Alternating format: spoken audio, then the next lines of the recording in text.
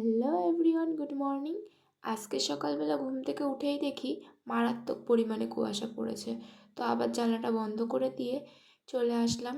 দেখি প্রায় 10টা বাজতে যাচ্ছে, তাও এত পরিমাণে কুয়াশা। আর আমার পেছনে দেখো কত পরিমাণে কুয়াশা, দেখেই বোঝা যাচ্ছে চারিদিক পুরো ধোয়া ধোয়া হয়ে গেছে। তো এরপরে মা বললো একটু কাজ কর। তো এদিকে মা চাপিয়ে দিয়েছিল সয়াবিনের তরকারি, আর আমি সেটা একটু রান্না করছিলাম। তারপর ওগুলো রান্না হয়ে গেলে আমি উনুনটাকে একটু লেপে দিলাম, আর লেপেই একটু গরম জল বসিয়ে দিয়েছিলাম। আমার উনুন লেপা কমপ্লিট হয়ে গেছে।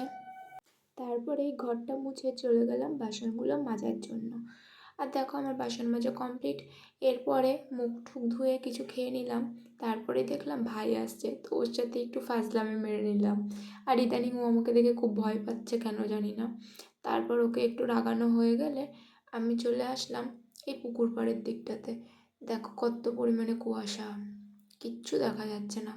আবার দেখছি ভাই খিচুড়ি নিয়ে চলে এসছে। আবার ওর সাথে একটু ফাজলামি করে নিলাম। আর ফাজলামি করেই অনেকক্ষণ বসেছিলাম। তারপর ভাবলাম যে না, রোদ তো আর উঠবে না, তাই তাড়াতাড়ি করে স্নানটা করে নিলাম। আর স্নান করে এদিকে আমি জামা কাপড় নেড়ে দিলাম। বাইরে দেখেই বোঝা যাচ্ছে কি পরিমাণে ঠান্ডা হাওয়া দিচ্ছে। তো জামা কাপড় নেড়ে একটু আকাশের দিকে তাকিয়েছিলাম যে রোদ ওঠে কি না। প্রায় 12টা বাজতে যাচ্ছে। তো আমি ঝটপট করে পুজোটা দিয়ে ফেললাম।